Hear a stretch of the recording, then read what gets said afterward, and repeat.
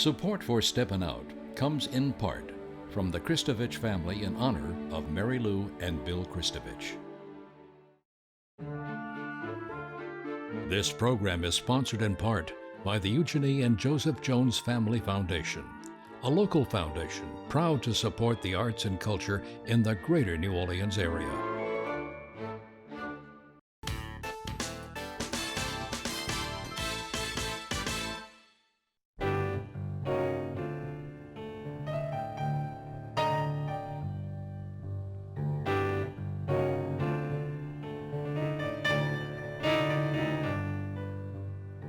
I'm Peggy Scott Laborde, and welcome to Steppin Out, with updates from the local restaurant, arts, and entertainment scenes. Joining me, Poppy Tooker, host of Louisiana Eats on WWNO Radio. Hey, Miss Poppy. Hello. Peg. Ian McNulty, food writer for the Times-Picayune, New Orleans Advocate. Hello, Mr. Ian. Hi. Hi.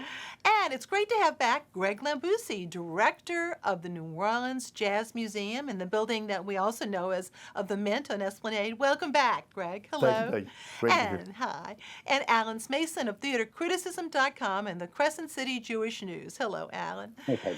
Poppy, some Christmas and holiday happenings to consider. Well, that's true, but Peg, I just want to ask, how was your turkey? Wonderful, thanks to my sister. Well, I got a big scoop for everybody. Forget the turkey for Christmas.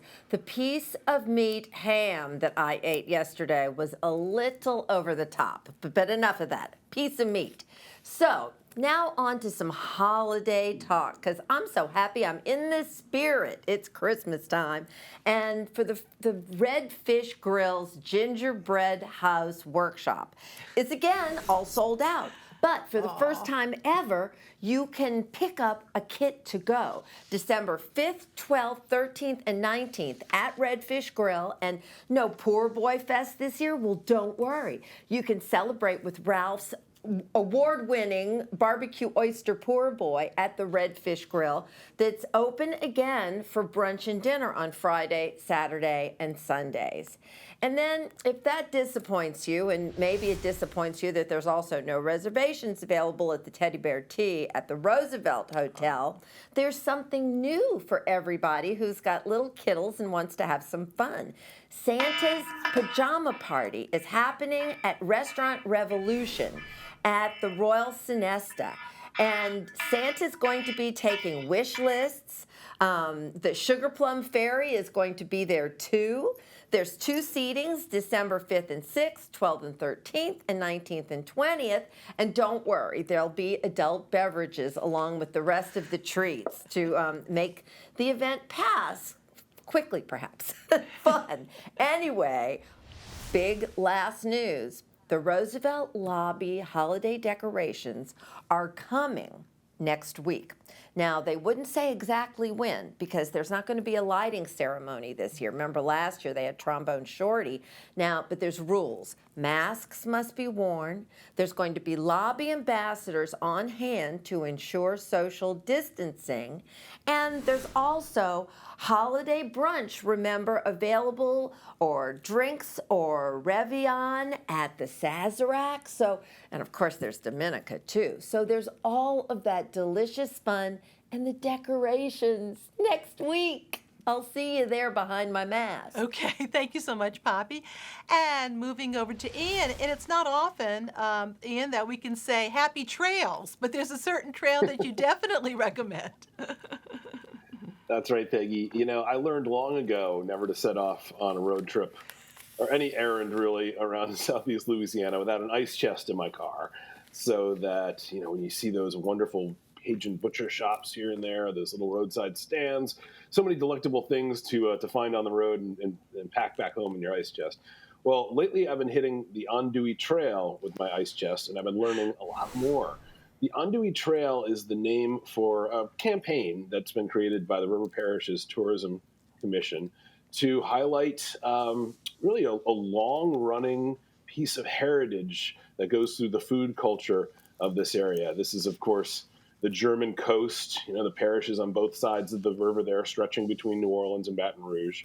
And Peggy, these are small little butcher shops and markets and restaurants Not any one of them which is, world famous or some acclaimed place, but just they have these roles in their towns, in their parishes, and they are playing out a tradition that reaches back really to the oldest days of Louisiana history. The andouille sausage coming from German settlers who made homes in French-speaking Louisiana and thus gave us what is known only in Louisiana as the andouille. Trust me, don't order andouille in France and think what you're going to get is what we put in our gumbo here. Very different story. I know we've got some photos we'll be showing too. Yeah, because you took quite the trail, didn't you? Yeah, well, I've been out a few times now, and this is the interesting part, Peggy. I thought I knew this terrain pretty well. I've been a big fan of the La Place andouille from the shops there.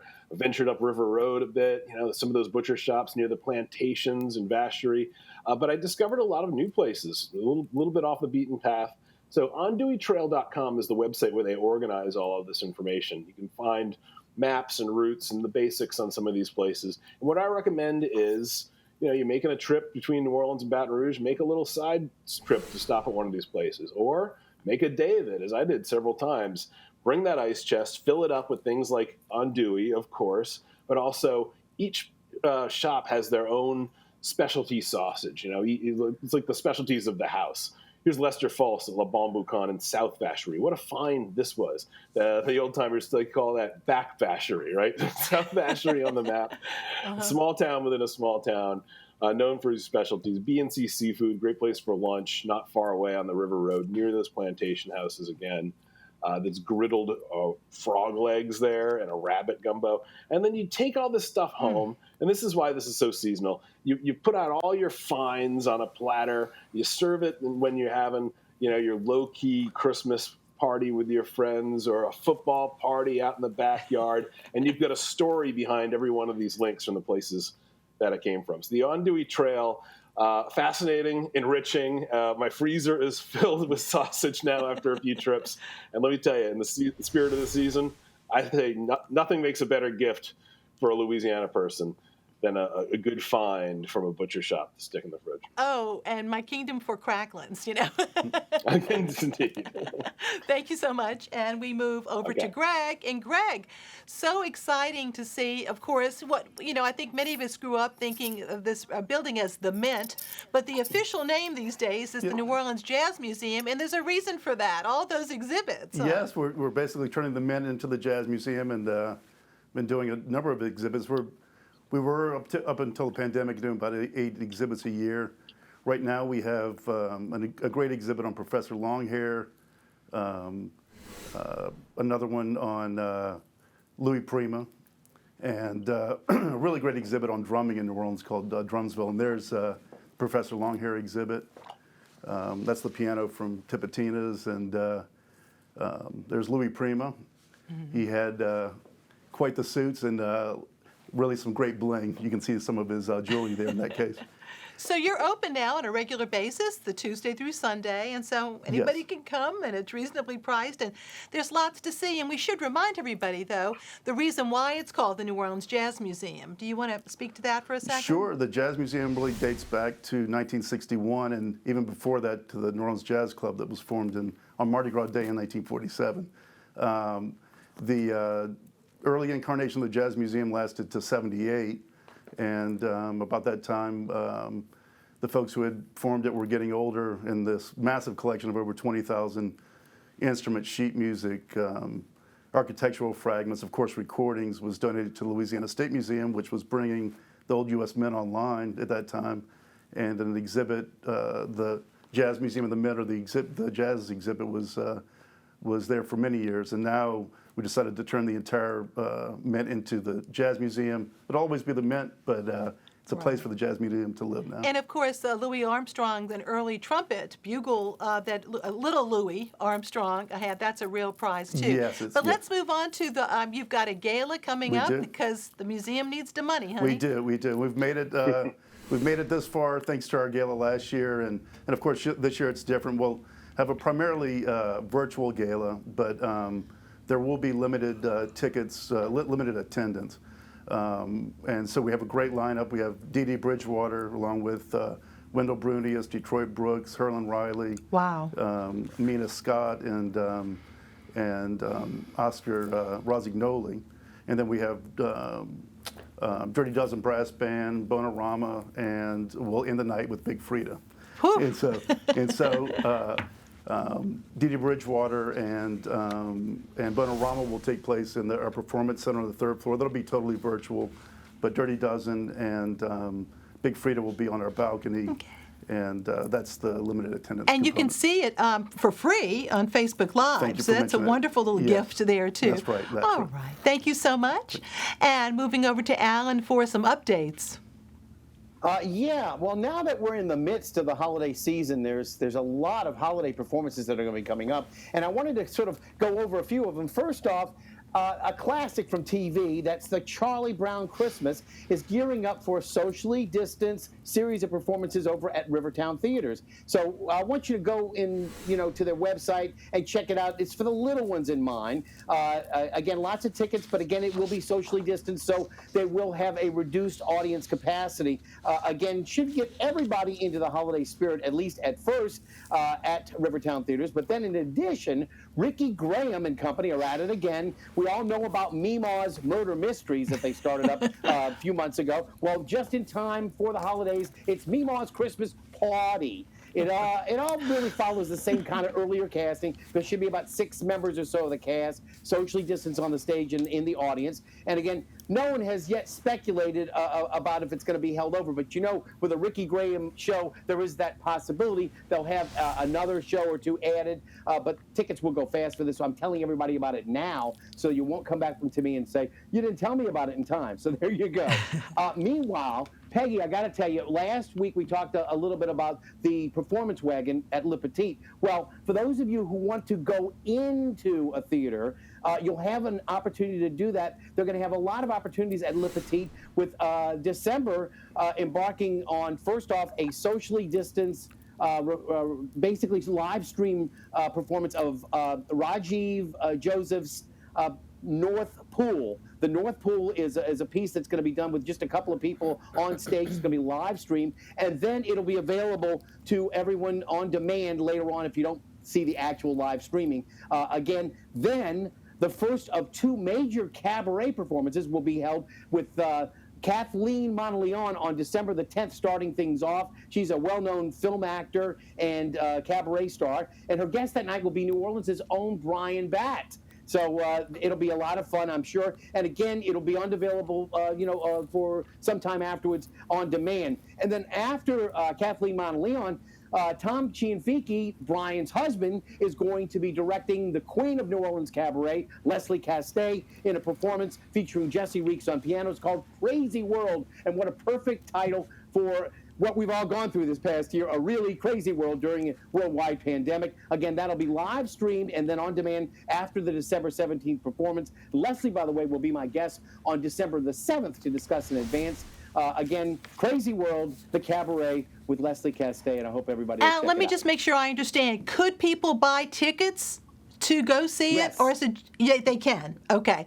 There will be some limited amount of tickets right. that are being available, but again, most of it's going to be virtual. Right. and I think a lot on of us screen. are aching to be down there and in that theater again. It's been a long time. Okay, thank you so much.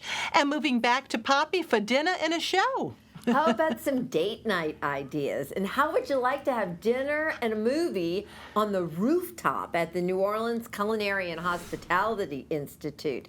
This is going to be going on 3 Friday nights in a row, and each of the movies, 100-Foot Journey, Big Night, and Julie and Julia, are going to be accompanied by a dinner with the appropriate cuisine, Indian, Italian, and French. Sure sounds like fun to me.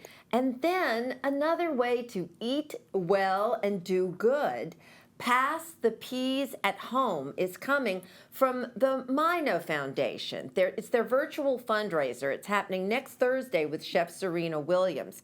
It's 3 courses, and Mino stands for Made in New Orleans. They are working to create a New Orleans hospitality industry where people of color are supported to help address, ameliorate, and eliminate disparities. And they've recently been holding these great Zoom seminars with companies like Smith & LeBlanc and Gracious Bakery to identify and eliminate inherent bias in the workplace. Really good work, really important work. Everybody should support the Mino Foundation. Thank you so much, Thank Poppy. you. And back over to Ian, and searching once again beyond New Orleans for some food there. Always. What will lead you out of the house these days in these trying times? Of course, the prospect of a good link of sausage. We were talking about the Andouille Trail earlier. Well, this one is just a little bit closer. This is Gonzo's Smokehouse and Barbecue. Peggy, I was familiar with Gonzo's work from festivals around town. He and his crew would set up their big mobile smokers at things like Bayou Boogaloo, Po' Boy Fest. Well, we all know that festivals are scrubbed from the calendar for now, so that leaves you in quite a spot if that's how you made your living. Well, Jason Gonzales, the Gonzo behind Gonzo's Smokehouse It's a and great Barbecue, name. he opened up. Yeah, this is indeed. He opened up his own storefront location. This is in Luling. This is a few miles off of the Hale Boggs Bridge. And here is one of the best signs you can find to let you know you're on the right trail for good barbecue. Look at all those trucks.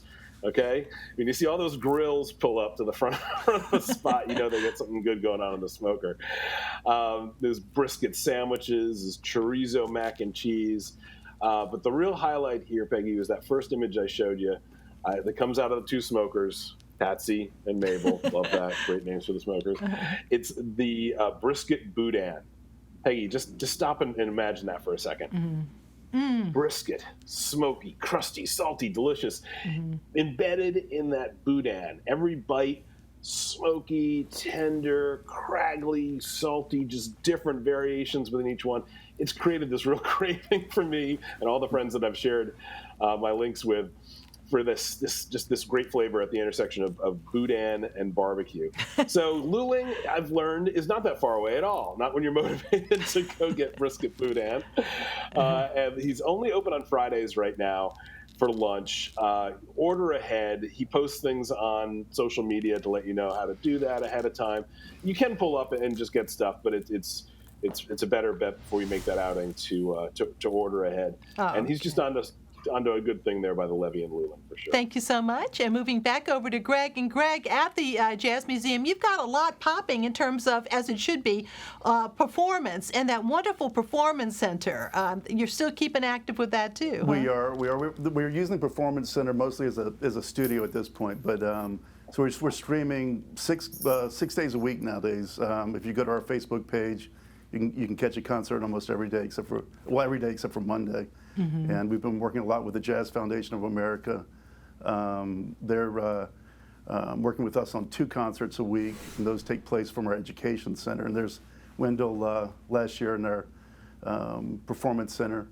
So yeah, we've been streaming from those 2 locations, and then we've been experimenting with performances from our balcony. You know, with COVID, where we have extensive grounds. We take up an entire city block, and so people are able to social distance and still listen to music, and musicians are able to make a little bit of a living from it. And so we've been excited about these concerts and glad things are we're able to move things forward. Now, next up, you've got what? Detroit Brooks? Yes, Detroit Brooks on the 1st, on Tuesday the 1st. That'll be at 6 o'clock, and ought to be a fun concert. We love Detroit, and working with him, of course, on plans for a virtual Danny Barker Fest. I was going to ask you about that. I'm so glad to hear that. Yes, thank you very much. And moving over to Alan, who's on your show next week? Well, we're going to have a little bit of an announcement on that. I haven't really got all the details in yet. I did mention Leslie Castay will be on December the 7th, but we are taking a little hiatus throughout the week coming up because of Thanksgiving, being what it is. We wanted to keep that sort of under wraps. But I did have a sort of a sad note, Peggy, to lead off right now, and that is to let everybody know that, earlier this week they announced that the cancellation of the New Orleans Opera Association's planned season for Fidelio, Magic Flute, and Madame Butterfly had to be scrapped. However, they are going to be going ahead with some digital performances. In January, you'll be happy to know that Brian Hemel and his wife, Irini Karakaju, and the Louisiana Philharmonic Orchestra will be on hand doing a orchestra of opera favorites. And then in March, Giancarlo Menotti's The Medium will be back on tap, but it'll be a virtual performance. And again, another virtual performance in May of Porgy and Bess. Again, sorry to see that they had to scrap that entire, cancel the entire season. But, being what it is and really looking out for the safety of the audiences as well as their performers, it was the only thing they could do. Now, again, just going on ahead, one other thing about the nice list, I mentioned it last time. I want to go ahead and give you some pictures now. This is James Monroe Iglehart, who everybody may remember as the original genie in Aladdin. Who's also now, at least when they stopped, he was one of the main characters in Hamilton. He's going to be Santa Claus in the nice list. And then, of course, two of the people following, Telly Long and Julia Mattinson, are going to play some of Santa's helpers. So that's going to be streaming for free on December the 1st. Some top-notch Broadway performers there. And Peggy, due to a technical glitch, the Seth Rudetsky concert with Adam Pascal was postponed last Sunday. It'll be actually seen now on December the 20th, another Sunday, and then rebroadcast on December the 21st. This Sunday, Seth will be welcoming two guests, Patti Murin and Colin Donnell. So that should be really exciting that we see both of those performers from Broadway on the Seth concert series. And, it's just an amazing situation that we can get these things going. Sometimes we take it for granted that there are technical problems that will intercede and they can't have the concert. And it's, $25? That's such a deal to see Broadway quality. My gosh. And an hour and a half. They an run hour and a half. each one. An hour and a half. Yeah. Thank you so much. Yeah. And now time for our picks of the week. Poppy. Well, wine lovers and Bayona lovers unite for Bayona Wine Amnesty that's kicking off next Thursday, December 3rd. It's BYO wine at no charge on Thursdays starting next week. Okay, Ian. We mentioned the Andouille Trail at the start. Well, one particular place, Le Bon Boucon. This place really stood out for some interesting specialties. Andouille dip, boudin without rice, red boudin, the blood boudin that he has on occasion. That's rare. And Maulin, which is I'm told, South Vacherie specialty. It's a gigantic andouille, about the size of a ham, that they make for the holidays. So check it out. Oh, it sounds great. Greg. Let's see, we have Glenn David Andrews and Erica Falls for our holiday balcony special. This is going to take place on December 15th at 6 o'clock, and we're really excited about it. And you're streaming those too, aren't you? So that's free, that you can see them on Facebook, You can see it free on Facebook, and if you want to come, it's only $15. Okay. And the other thing is, if you're on Facebook, though, you will have some information like for Venmo or one of these services to help the artist, Yeah, the right? artists will have their Venmo, and then we also collect tips for them as well. Sounds great. Thank you. And back over to Alan. I saw an outstanding performance of The Emperor Jones by Eugene O'Neill. This is a piece that has a lot of N-words and is very controversial. Short piece, less than an hour. It's actually the senior thesis of a student at UNO, Justin William Davis. I do recommend it very highly. It's going to stream virtually from UNO. Tickets for senior citizens are only $10, $15 for the adults, and I think students are free. But check it out if you can. It's going to be available on demand for a short time only. Okay, and now my picks. The Friends of City Park are having an online holiday auction that's now through December 14th. Among the items highlighted are selections from the Millon Faget Hive Jewelry Collection, and there are plenty of restaurant gift certificates, all kinds of great things. Several artists who are regulars at the closed Palace Art Market on Frenchman Street are gathering for a sale of their work. That's tomorrow from 3 to 11 p.m. on Frenchman in the nightclub area. That's right off, of course, Esplanade by Dat Dog and the Spotty Cat. Among those artists whose works are featured, as you've just seen, Bonnie Miller, Ramiro Diaz, and Spencer Epps.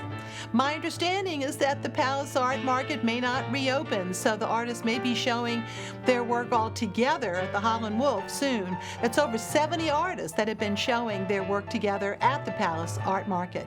So to stay aware of where they'll be set up in shop, contact pmacoop20@gmail.com for more information. And let me tell you, Robbie Cangelosi, the historian, the architect, I'm so excited. He is going, and he's also an architecture historian. He has a brand new book on the history of the Carrollton neighborhood. And he'll be doing a Zoom lecture from 6 to 8 p.m. Go to Friends, and it's free. Go to friendsofthecabildo.com to register. Click on events. And this book is the 9th volume put out over the many years by the Friends of the Cabildo. And this one is in conjunction with LSU Press. And thank you all so very much. Thank you, my pals. Thank you for watching. Goodbye.